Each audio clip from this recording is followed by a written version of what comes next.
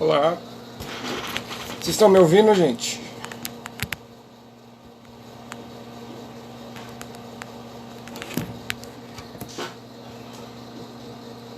Tudo certo aí?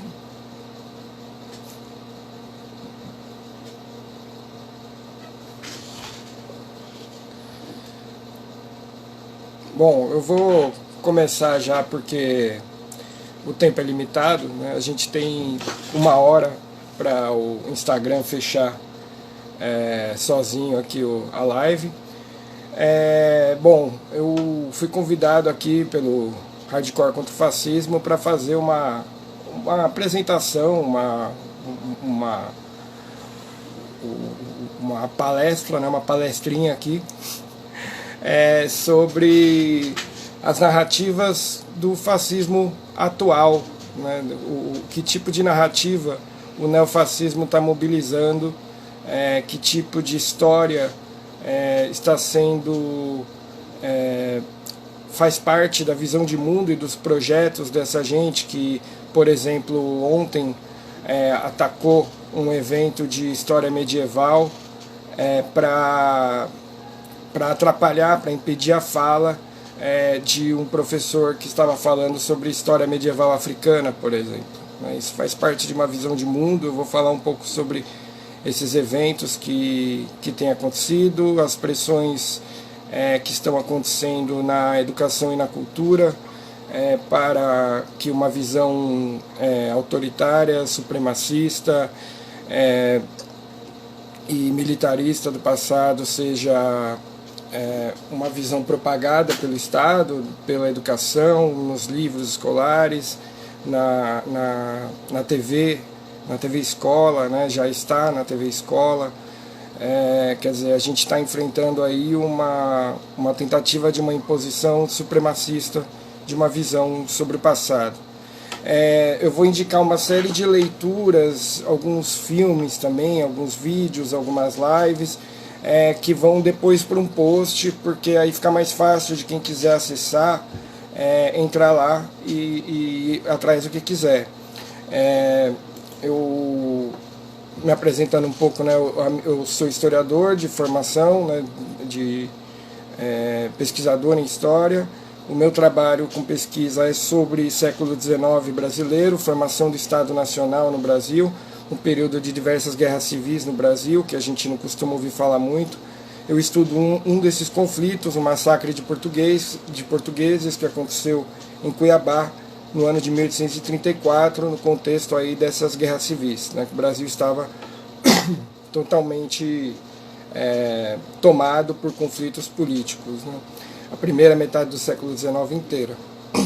Bom, também trabalho com videoaulas no canal do YouTube, trabalho com, às vezes com jornalismo, fazendo pesquisa para reportagem, e um dos meus trabalhos é com livro didático, então por isso isso é uma questão que eu estou mais por dentro e que eu vejo acontecendo e me preocupa bastante, né? Você hoje está tendo um ensino, pela primeira vez na história do Brasil, um ensino que reconhece que o país é formado por diferentes matrizes culturais, que reconhece que a igualdade é um princípio a ser atingido, uma série de coisas desse tipo, e isso está ameaçado seriamente. Quer dizer, em algum momento, isso que já está na TV Escola, algumas políticas públicas, pode chegar nos livros.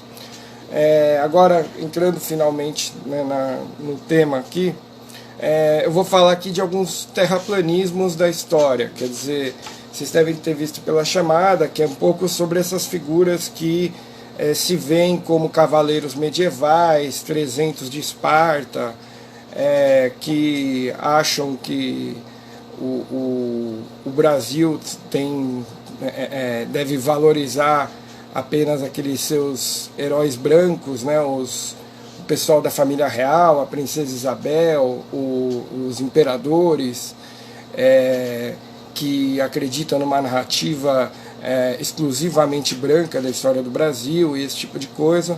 Isso são terraplanismos em história, só que o problema é que os terraplanismos em história são muito perigosos. Quer dizer, a história sempre teve a ver com poder, sempre foi um terreno de disputa para quem quer poder na sociedade. Quer dizer, se você olha desde os monumentos antigos lá, as pirâmides servem para eternizar a memória de faraós.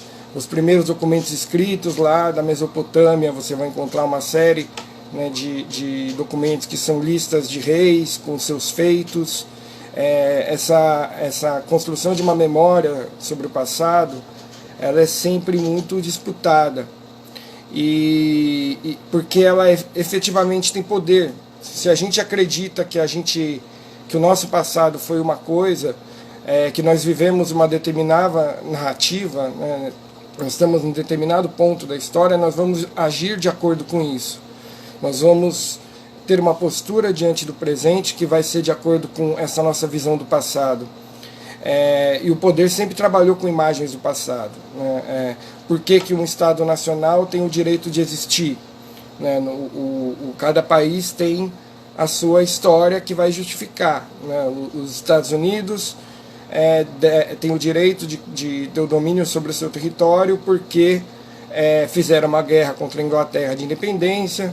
Outras narrativas mais supremacistas vão falar porque os peregrinos protestantes vieram, combateram os índios e estabeleceram um lugar de liberdade de cristãos, que aí se expandiu para o oeste com os aventureiros intrépidos, e aí eles mataram lá os mexicanos e os índios, graças a Deus. Né? É um pouco essa narrativa, que é uma narrativa supremacista, que quando a gente olha esses grupos nos Estados Unidos que fazem ataques, que estão cada vez mais mobilizados e armados, é esse tipo de narrativa que mobiliza eles, né? A narrativa de uma América branca, de uma América exclusivamente europeia, protestante,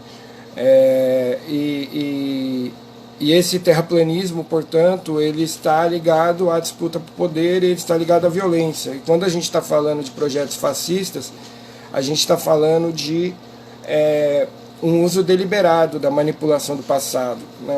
Algumas dicas de leitura que eu vou deixar tem a ver com isso. Né? O George Orwell, que é famoso pelo 1984, Revolução dos Bichos, fala disso nessas duas obras, né? Do quanto o poder manipula o passado, e isso é importante para o presente. Ele também tem textos de análise do dia a dia do fascismo nos anos 30, que ele estava escrevendo na imprensa, em que ele fala isso de uma maneira mais direta, sem ser pela literatura, e vale a pena. Ele resenhou a autobiografia do Hitler, por exemplo, fez uma análise da imagem que o Hitler construía de si mesmo. Tem um outro autor dessa época que se chama Walter Benjamin, que eu recomendo muito também. Tem um texto chamado Teorias do Fascismo Alemão, que ele vai analisar o que os fascistas liam, né? Essas referências de história. Tinha um livro de história da guerra chamado Guerra e Guerreiros, que era sobre a Primeira Guerra Mundial, escrito, né, alguns anos depois dela, uns 15 anos, acredito, depois dela. E esse livro fez muito sucesso entre os nazistas, entre esse pessoal que apoiou o Hitler, e era uma narrativa que mostrava a Primeira Guerra como uma coisa bela, uma coisa esteticamente bonita, aquela destruição toda, uma coisa heróica no sentido de que os soldados se sacrificaram pela nação e não se importaram de morrer no fronte, essa coisa toda, e apagava uma série de tragédias que a população tinha vivido. O nazismo alemão viveu muito dessa manipulação do passado, ele viveu muito de contar a história de um passado grandioso que entrou em decadência por causa de terríveis conspiradores. É essa a narrativa do nazismo alemão. Você tem, antes da Primeira Guerra Mundial, o Segundo Reich, que é o império alemão extremamente autoritário, militarista, criado no século XIX, que seriam os tempos maravilhosos, os anos dourados da Alemanha, e que foi para a guerra e tinha que ir mesmo, segundo Hitler, mas perdeu a guerra porque conspiradores judeus e comunistas atrapalharam tudo, e portanto, né, o que o Estado, o que o governo alemão deveria fazer era uma guerra contra esses setores traidores da nação alemã, né, e exterminar a oposição de esquerda, vista toda ela como comunista, apesar de só uma parte ser, e exterminar os judeus. Né, e isso vem e essa narrativa de anos dourados, ela está no fascismo italiano, que vai remeter ao Império Romano, ela está, né, em Portugal, com as colônias, com o salazarismo, ela está com a Espanha, antes dos regimes liberais, constitucionais, um saudosismo do absolutismo, do poder do rei em conteste, de um Estado católico que não permite outras religiões. Então é um saudosismo de um período mais autoritário no passado, que apaga a violência desse período e que vai inventar inimigos perigosíssimos, terríveis, que precisam ser combatidos, mobilizando a população do país, os seus apoiadores dentro do país, para uma guerra contra a própria população do país. Né? É um Estado que mobiliza para a guerra, mas não é para invadir outros países apenas. Né? É para uma guerra interna. O nazismo alemão pode ser visto como uma mobilização permanente de guerra voltada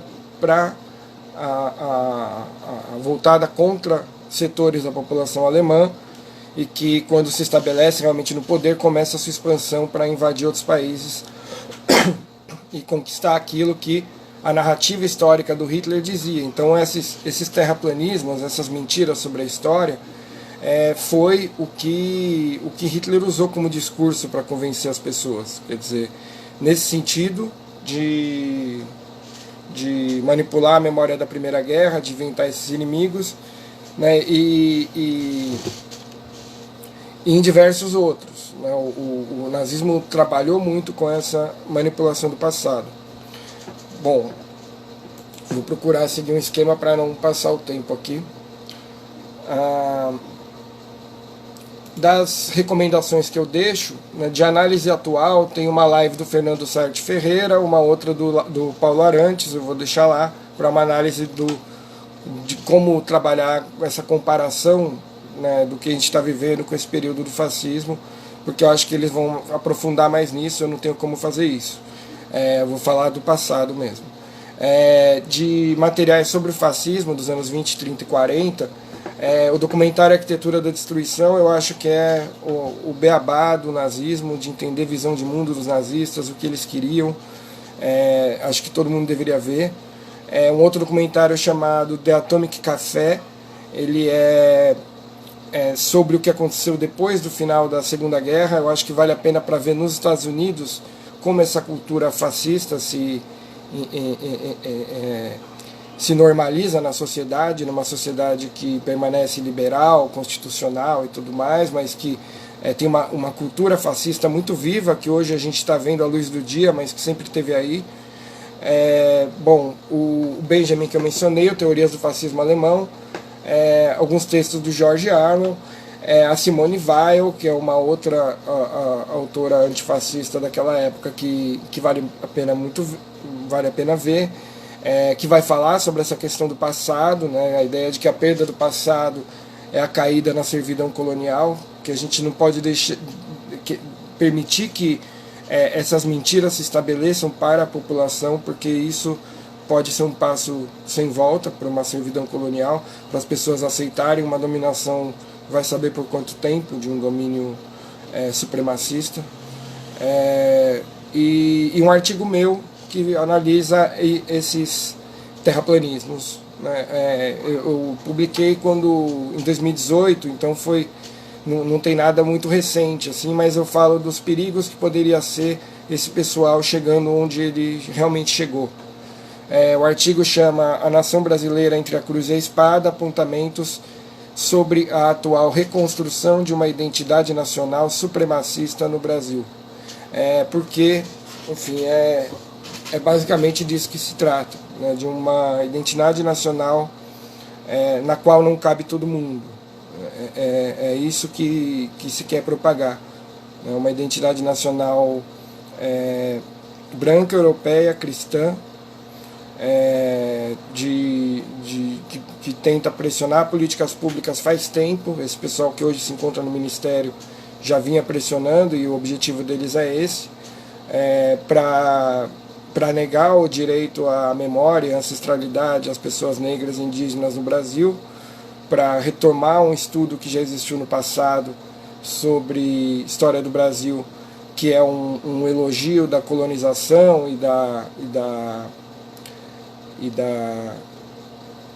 de um conceito de civilização totalmente restrito e totalmente autoritário, impositivo.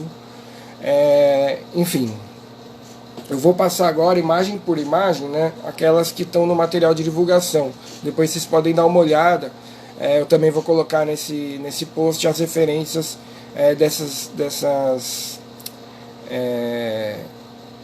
imagens, caso elas interessem para vocês.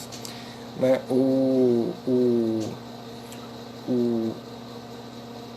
A primeira imagem que eu vou trazer aqui é aquela que está presente nesse momento lá em Brasília, que é o tal do 300, que na verdade são 30, mas que se veem, né, eles se acreditam guerreiros, né, eles se acreditam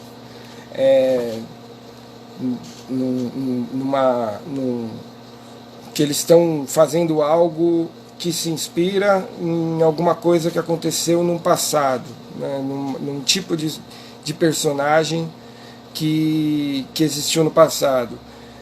Esse personagem é terraplanista, né? Ele nunca existiu. Se a gente acreditar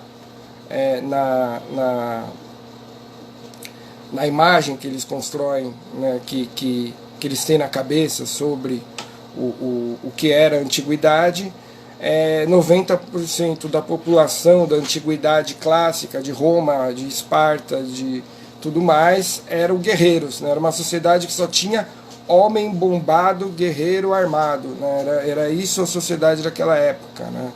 É uma imagem de que a história da humanidade é toda feita para a guerra, ela só serve para isso, a vida das pessoas é em função da guerra. E quando a gente vai para a história não terraplanista, a história fruto de pesquisas, de trabalho de métodos e tal, a gente vê que, por exemplo, a sociedade espartana, 10% da população estava diretamente envolvida com a guerra de alguma maneira. Não havia um predomínio guerreiro tão forte quanto essas imagens construídas ao longo do tempo fizeram. E de onde vêm essas imagens, né? Acho que é aí que a gente chega no ponto aqui. Em todos esses temas que eu vou falando aqui, é da mesma época, é do século XIX, é desse século em que foram inventados os Estados Nacionais, que a história se tornou uma disciplina nas universidades e nas escolas. A história entrou para os currículos escolares naquela época para ensinar as crianças, né, para as próximas gerações, a acreditarem na narrativa do Estado, né, acreditarem na narrativa que o Estado queria unificar, né, pessoas que tinham as mais diversas culturas, noções de ancestralidade, noções de pertencimento, identidade, queria que todas essas pessoas abraçassem o mesmo projeto de poder, que é o projeto do Estado Nacional. Né? E para as pessoas abraçarem todas esse projeto, esses estados inventaram um passado para eles. Né? Então isso acontece em tudo que é país, o Brasil é só mais um neles, e isso vai fazer com que na Europa eles inventem uma antiguidade também diferente, uma antiguidade moldada por esses estados, né? Em que o que importa são os impérios, né, as campanhas militares, porque eram estados que estavam formando seus exércitos, preparando a sua população para a guerra, formando as crianças para serem soldados amanhã e aceitem morrer no campo de batalha em nome da nação, formando corações e mentes para abraçarem estados que se jogavam para a guerra, para conquistar colônias no mundo todo, para disputar entre si essas colônias, para invadir uns aos outros. Né? Então eram estados voltados para a guerra, que moldaram uma visão do passado militarizada.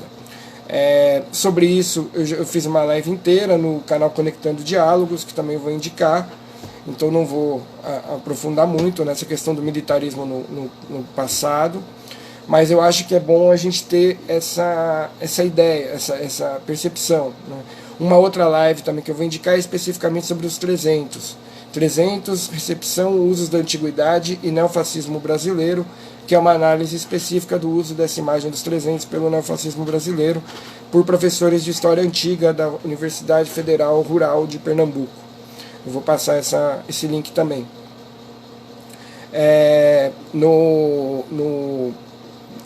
Para concluir essa questão dos 300, né, eu acho que é importante a gente ter noção de que o quanto as imagens que a gente tem do passado são diferentes do que é o conhecimento sobre o passado. Imagem do passado é uma coisa, conhecimento do passado é outra, e acho que a gente pode fazer esse paralelo da Terra plana mesmo, no sentido de que a imagem do passado vai ser a mesma coisa que você testar a teoria da Terra plana com uma régua.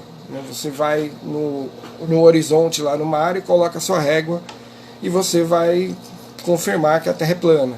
Você realmente vai, porque vai ser plana a medida dos seus olhos. Se você não usar nenhum método de investigação, se você não usar nenhum instrumento teórico, fontes, observação, dependendo da área, experimentação e assim por diante, se você não usar a ciência, você vai ter uma resposta imediata que parece verdadeira.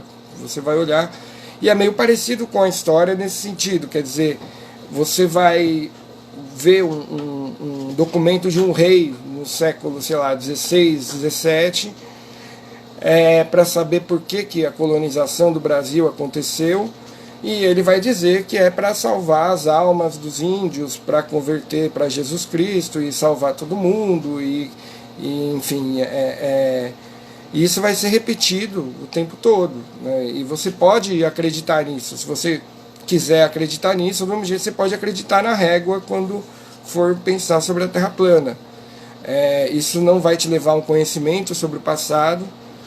Você acreditar em discursos que o poder produziu sobre o passado, mas isso vai te dar uma resposta, né? E o fascismo oferece respostas rápidas, né? É assim que ele funciona. Essas teses conspiratórias, essa leitura supremacista de mundo, que explora os rancores, explora as perdas de renda da classe média. Quer dizer, você pega na Alemanha nos anos 30, que estava em crise, a classe média perdeu muito da sua possibilidade de consumo, de status social, de renda, e aí você tem um medo muito grande de perdas, né? Ele explora muitos sentimentos, os rancores e tudo isso, e ele vai oferecer respostas fáceis para aquilo que as pessoas estão sentindo no momento de crise, né? Os fascismos na Europa aconteceram na maior crise do século XX, quer dizer, aconteceram quando estava a sociedade toda afundada numa depressão econômica, numa instabilidade política que beirava a guerra civil, ou até chegava na guerra civil, a depender do país. Estava tudo afundado. Então, essas imagens fáceis, imagens que vão elogiar o sacrifício de uma guerra, elogiar, vão prometer destruição, né? Pensem, por exemplo, quanto é parecido com o nazismo esse discurso que não promete nada efetivamente para o futuro. Você não vê os fascistas falando, não, a gente vai chegar em tal objetivo de futuro. Todo o vocabulário é da destruição. Nós vamos acabar com os nossos inimigos. Acabou um passado tal. Nós vamos... Né, tudo voltado para um rancor do passado, para uma...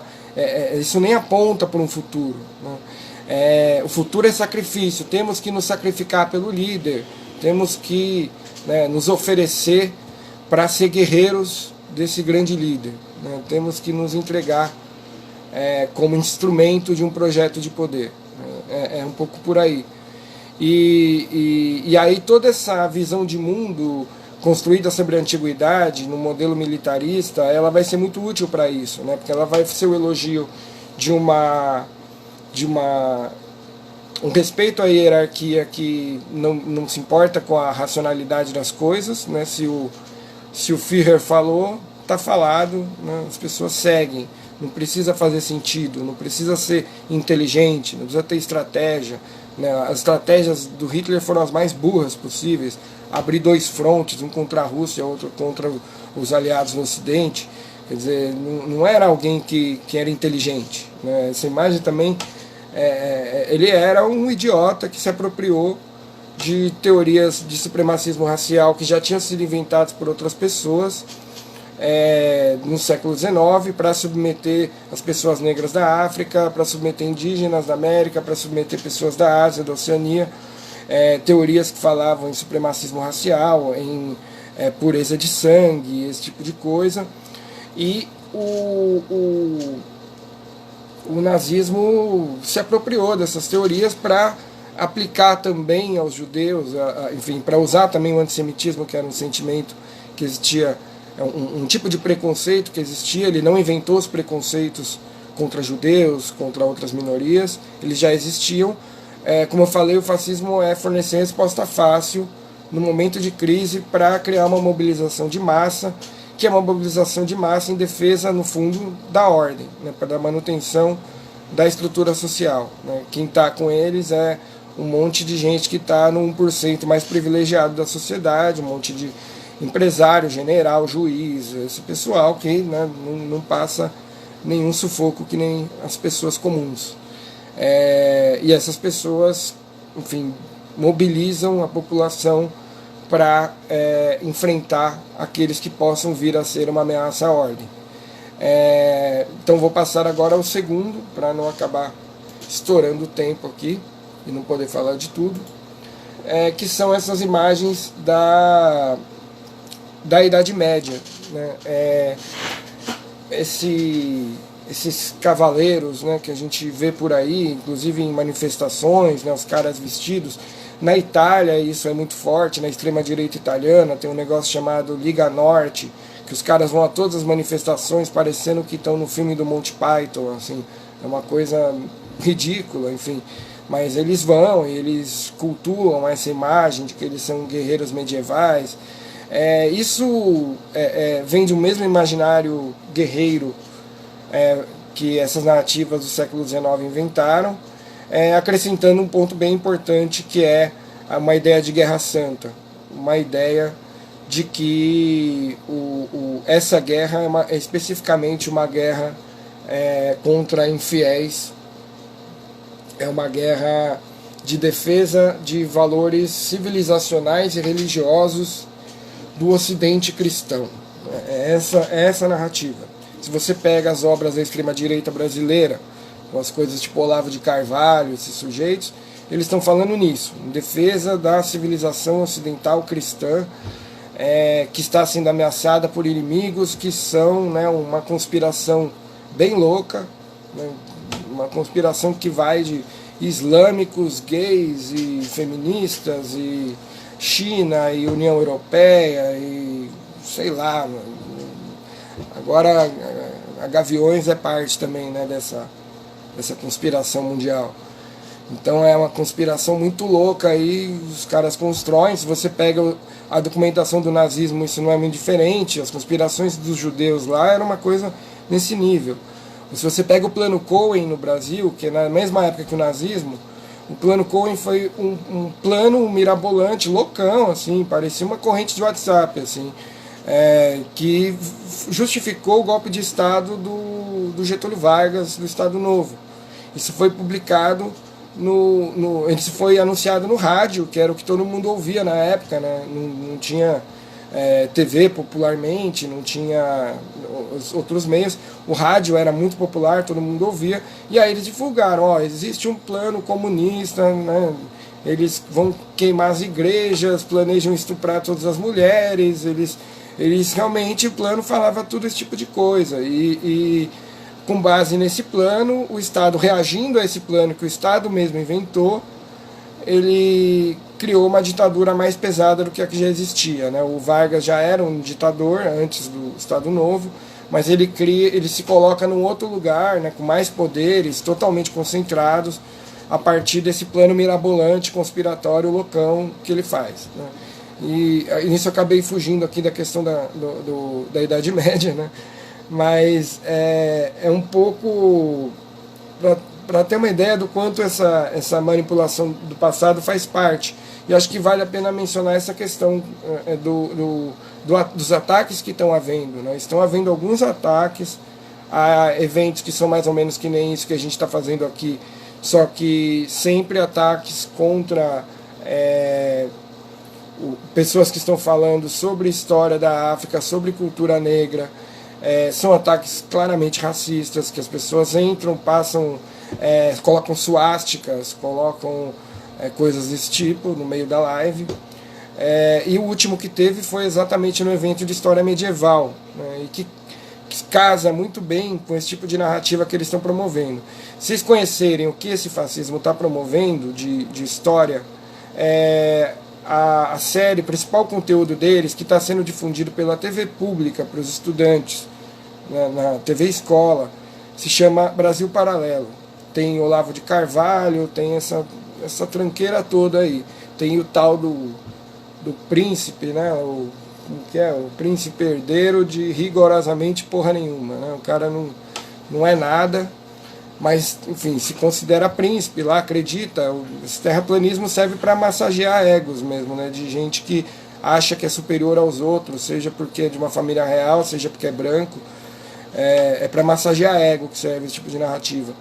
E esse Brasil Paralelo é isso, né? Ele é uma grande massagem no ego de jovens brancos para que eles virem defensores da civilização ocidental, porque acreditam na superioridade da sua cultura diante de outras culturas. E aí eles também, né, vão passar todo um ideário sobre colonização, sobre a monarquia e tudo mais. Esse ideário de Idade Média, né, ele foi a justificativa, ele é o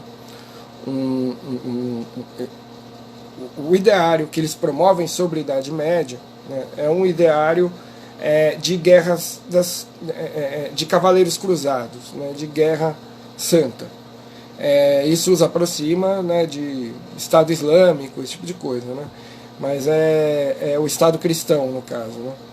Eles recuperam, então, uma série de terraplanismos, né, de versões mitológicas do passado, que foram usadas para justificar a colonização.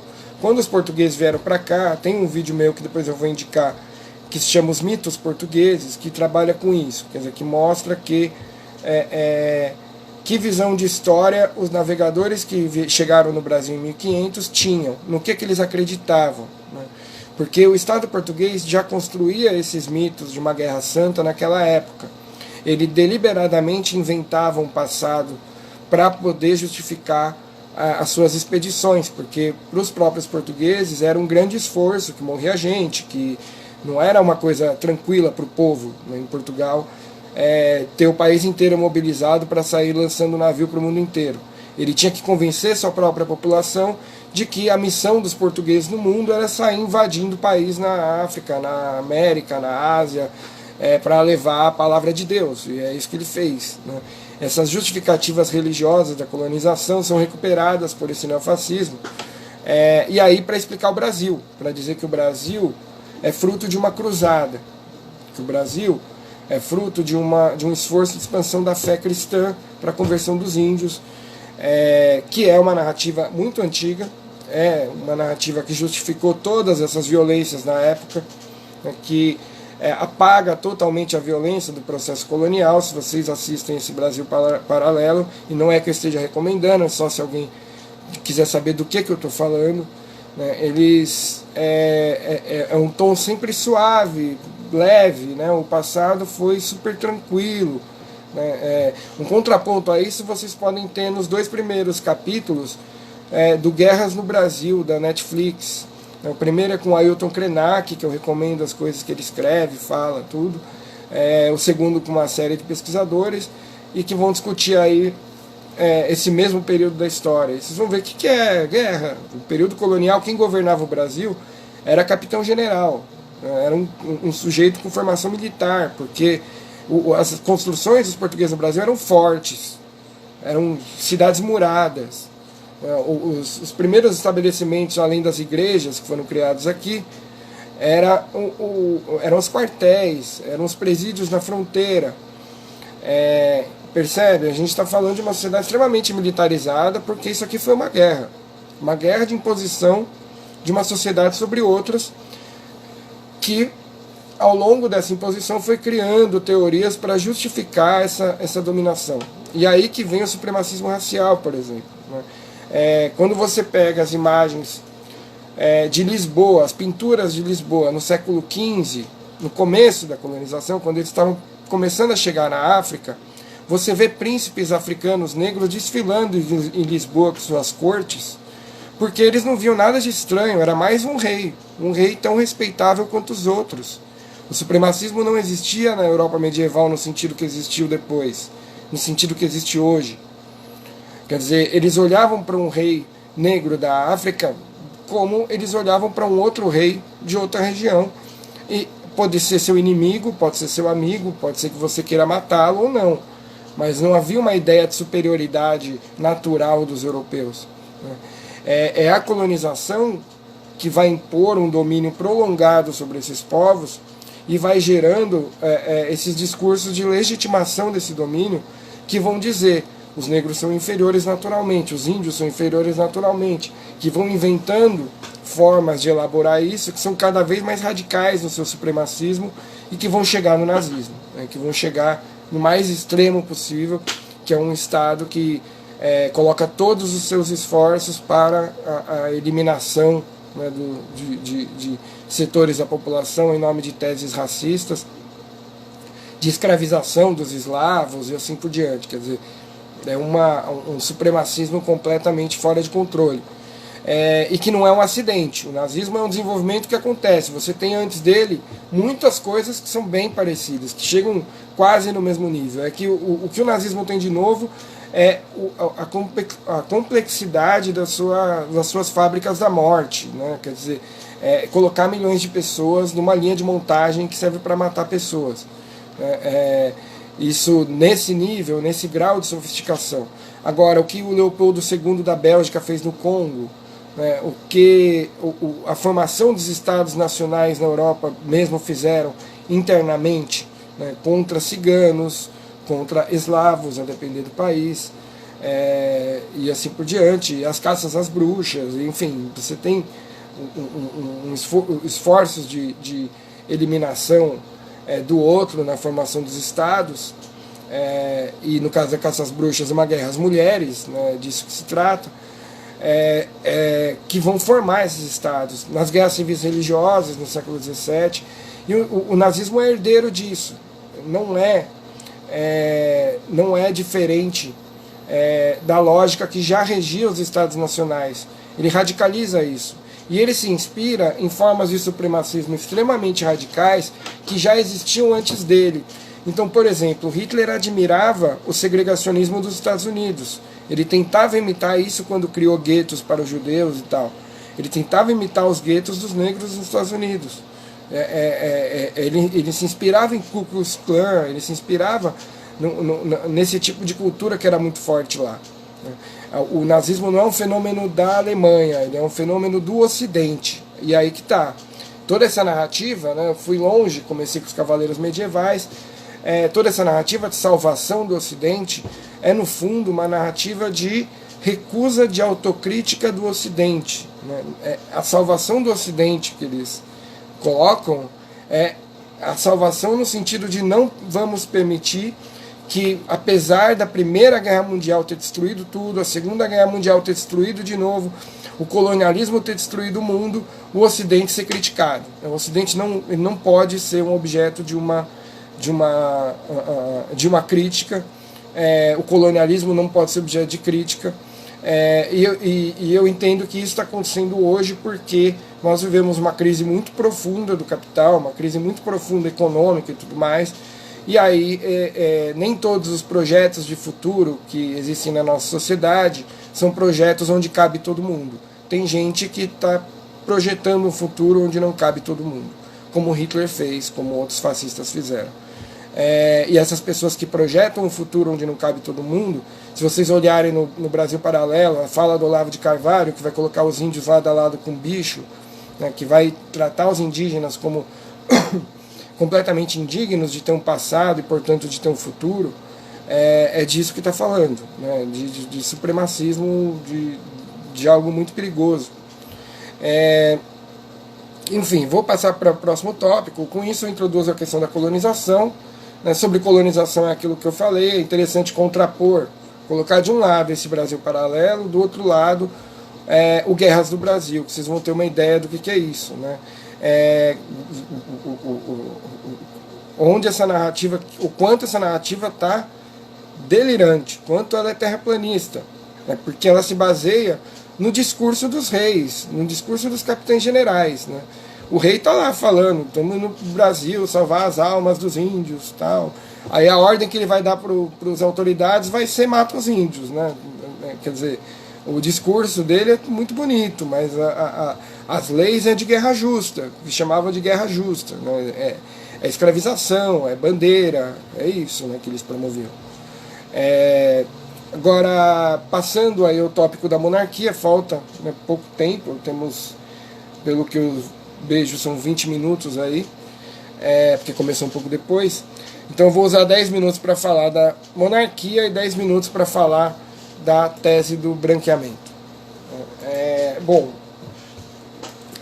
a monarquia, o culto monárquico, né, ele não tem continuidade nenhuma hoje com a queda da monarquia lá atrás, em 1889. Quer dizer, ele é um movimento que foi aglutinando esses setores, né, gente perdida, né, tenho certeza que um monte de gente que foi parar em algum momento nessas ideias de monarquia estava meio, como que eu falei lá no começo, jovens perdidos, né? Mas que acabou sendo uma dessas narrativas que aglutina um discurso supremacista sobre o passado. Por quê? É uma afirmação de um Brasil que deve a sua existência à civilização trazida pela família real por ser portadora de uma cultura superior europeia, de um Brasil colonial que era em que tudo que importa ser lembrado é a memória das pessoas brancas, e aí os negros aparecem como mão de obra, né, como os escravos dos brancos, e aí eles não têm não pensam o mundo, não concebem nada, não têm ideias, não têm planos, não tem nada, né? É como se essas pessoas não pensassem, não agissem, não vivessem suas vidas. E essa narrativa centrada principalmente na família real é uma narrativa que vai centralizar nessa defesa da civilização ocidental e numa narrativa de abolição, né? Eu acho que é muito importante essa defesa da monarquia para alguns grupos para poder firmar uma posição de defesa da ideia de que o Brasil não deve nada pela escravidão, né? O Brasil não tem problemas relacionados ao racismo, o Brasil não tem qualquer reparação que tenha sido feita é injusta, os brancos estão sendo injustiçados, né? É um pouco essa narrativa de gente que quer acabar com políticas de ação afirmativa, gente que ataca a live de professor de história da África, né? Essa gente que, falando com todas as letras, é racista, né? É disso que a gente está falando. Eu acho que para a gente entender melhor o que foi essa monarquia, eu vou colocar uma citação que eu acho divertida, que é de um jornalista do final do século XIX definindo o rei, né? Ele vai falar lá, né, o que ele acha do rei. e vou deixar uma bibliografia que é sobre formação do Estado no Brasil, onde vocês vão, enfim, ter contato, né? Eu vou procurar resumir um pouco o que esses livros falam, com o que foi de fato esse período, que não é o Dom Pedro levantando a espada, aí o Brasil fica independente, aí né, o Dom Pedro II assume, ele é muito sábio, ele tem uma biblioteca enorme, fala um monte de língua. Mas se você pegar qualquer membro de família real dessa época, o sujeito fala um monte de língua, o sujeito estuda bastante, porque é isso que família real fazia, né? Não tinha que fazer mais nada, não tinha que lavar louça, né? Ele estudava, era para isso que eram formados os membros de família real. E aí o Dom Pedro II era essa figura, mais uma, né? E aí você tem a Princesa Isabel, que é tão importante, né? A gente viu no 13 de maio o que eles fizeram na Fundação Palmares, né, de atacar Zumbi dos Palmares. Isso é um ataque constante. Faz muitos anos que pessoas como Leandro Narlock, que é outra dessas figuras, que cheio das falas racistas que não são acidentais, né, cheio desses discursos sobre os índios são preguiçosos, né, sobre os índios não sabem cuidar do seu território, os índios foram quem matou os próprios índios, os índios foi quem escravizou os próprios índios, e os africanos escravizaram os africanos. E aí é aquele negócio de salvar a civilização ocidental, né? A civilização ocidental nunca fez nada, né? Os senhores de engenho chegaram aqui e todo mundo se entregou aos pés deles pedindo para ser escravizado, né? Porque é isso, não há ação que possa ser criticada que venha dessa coisa perfeita que é a civilização cristã ocidental que eles estão defendendo. E aí, sobre monarquia, conhecer a história do Estado Nacional, tem algumas referências. O Hendrik Krey, né, esse livro Política Racial, Estado e Forças Armadas na Independência da Bahia, para pensar a independência. A independência está chegando nos 200 anos agora. Esse artigo meu que eu mandei discutindo isso. Eu acho que vai ser um bom momento para a gente questionar as narrativas nacionais, né? Falta um ano e pouco aí.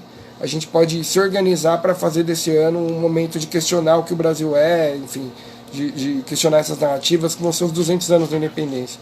E a independência foi uma guerra civil, ela não foi o Dom Pedro levantando a espada e está tudo resolvido.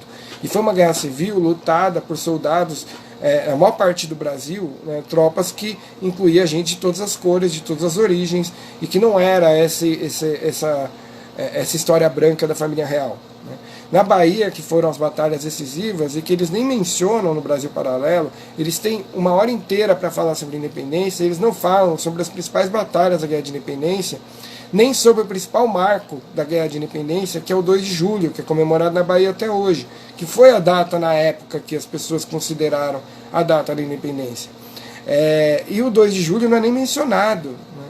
Porque o 2 de julho é uma data negra, porque o 2 de julho foi uma conquista de soldados negros. Quem expulsou os portugueses da Bahia foram eles.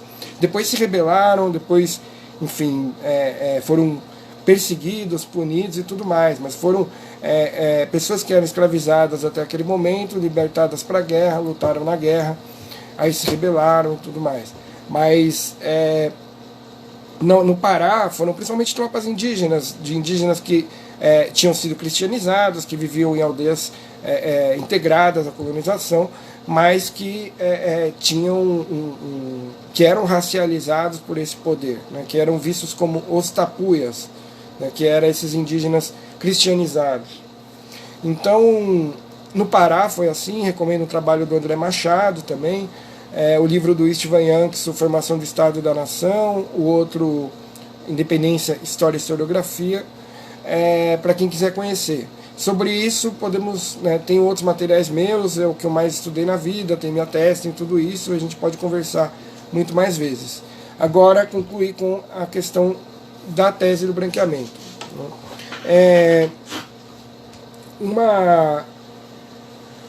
Me parece muito que, pensando essa narrativa, né, da salvação da civilização ocidental, que chega na colonização, que vai fazer a defesa da monarquia para dizer que a Princesa Isabel é a que é a heroína do Brasil, né, e o Dom Pedro II, enfim, essas figuras da família real, ela ela realiza, ela é uma repetição em linguagem atual de livros de história muito antigos. Coisas como o Brasil Paralelo, Leandro Narlock e tudo mais, eles não estão inventando nada.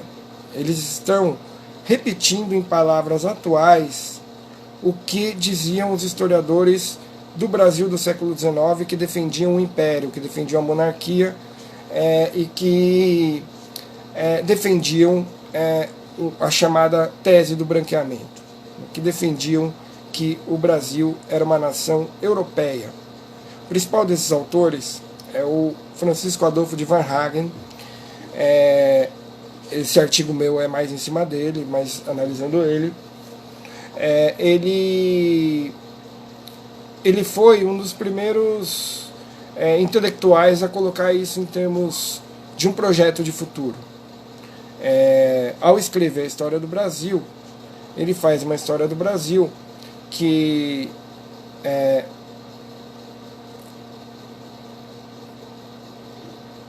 coloca um objetivo de futuro, que é de tornar o Brasil cada vez mais europeu, cada vez mais parecido com um país europeu.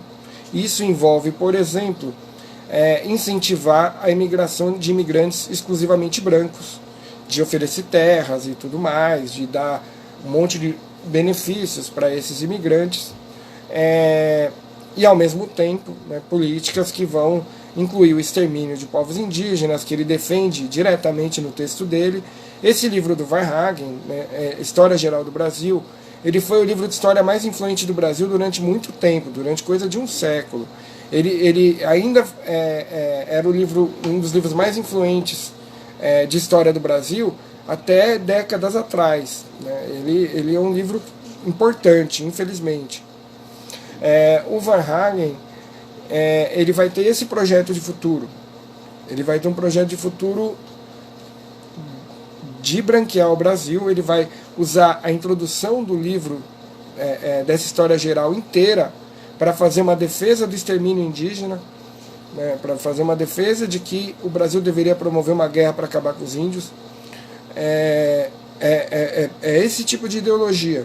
E o tipo de interpretação do passado que ele faz, os marcos que são valorizados, ela está tanto nessas subculturas, desse neofascismo aí, quanto, isso é muito importante, na formação militar.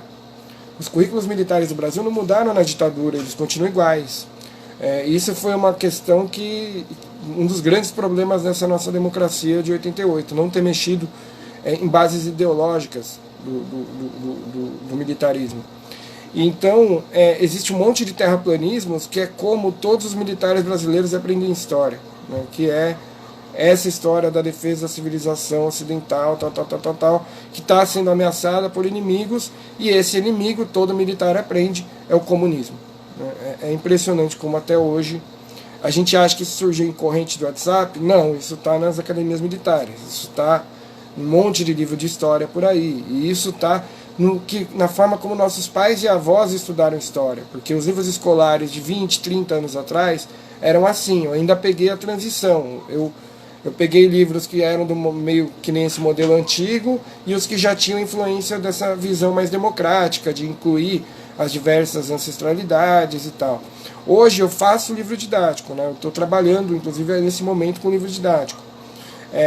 Então eu tenho noção de que isso, muitas vitórias foram alcançadas graças aí a pressões do movimento negro, principalmente de indígenas e tal. Mas o MNU, o Movimento Negro Unificado, vem fazendo pressão desde os anos 70 para isso, para acabar com o supremacismo no ensino de história. Eles sabem muito bem que existe supremacismo no ensino de história, coisa que os brasileiros não discutem, só o movimento negro discute. E eu acho que não pode ser só o movimento negro discutindo o supremacismo na história do Brasil. Quando a gente está vendo essas coisas acontecendo com as estátuas do mundo inteiro e tal, tem tudo a ver com isso.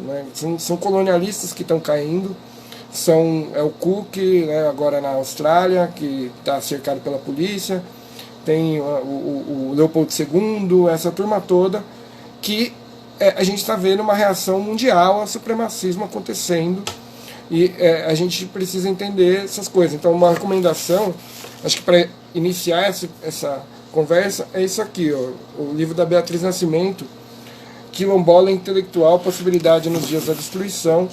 Outros livros da Beatriz Nascimento, também artigos. A Beatriz Nascimento foi quem pela primeira vez colocou essa crítica a uma visão supremacista no Brasil, de um ponto de vista de oferecer outra visão, oferecer uma visão alternativa a isso, de olhar para a história do Brasil, para a história dessa parte do mundo, sem ser por esse Brasil que remete a uma Idade Média idealizada, a um colonialismo idealizado, a uma monarquia idealizada e uma teoria do branqueamento. Há uma ideia de que o ideal, né, o passado brasileiro, ele é representado como todo branco, porque se espera que o futuro seja todo branco, né? E a gente não pode deixar que as ferramentas mentais disso se estabeleçam, porque quando elas se estabelecem, as ferramentas, as armas já existem, as armas não precisam ser adquiridas, percebe? Os outros instrumentos para que esse tipo de coisa aconteça já estão aí. A gente não pode deixar essa vitória ideológica de um fascismo supremacista se estabelecer, voltar a se estabelecer. Foi uma vitória, foram vitórias do movimento negro que foram avançando aí, que estão ameaçadas. E essas lives atacadas de pessoas falando de história negra não me parecem por acaso.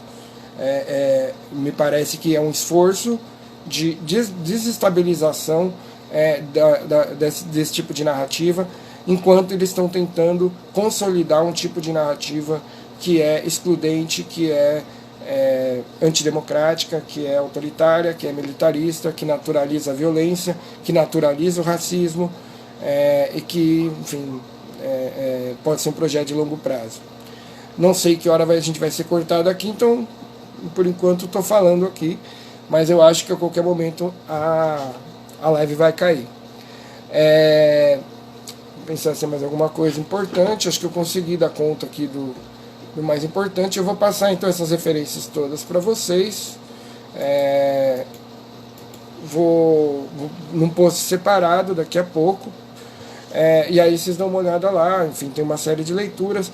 E tem essas lives que tanto que eu fiz quanto outras pessoas fizeram, que vão aprofundar isso, né? A maior parte disso que eu falei, né, pode ser encontrado nesse artigo que eu publiquei na revista da Unicamp, temáticas, no ano de 2018, né, quando isso estava começando ainda, quando esse pessoal ainda não tinha chegado em Ministério da Educação, essas coisas, né, mas depois eles realmente chegaram e esse perigo se tornou mais real. Então valeu, gente, obrigadão aí pela audiência de 32 pessoas, isso é bastante gente. E eu vou salvar aqui, né? Eu espero não me enrolar, porque eu sou meio ruim com tecnologia. Valeu, gente.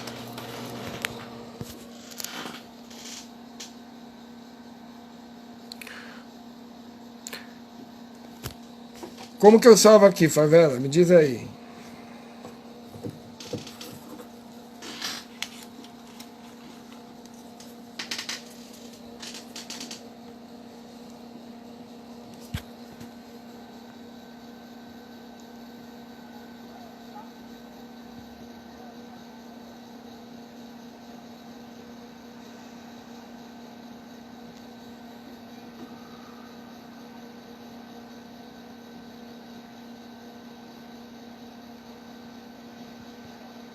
Mas como que eu posso ir no IGTV? Eu não sei, mano.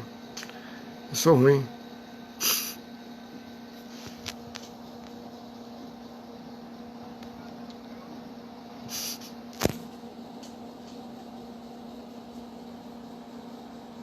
Bom, beleza.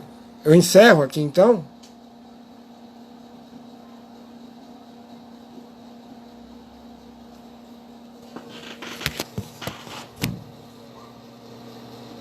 Beleza.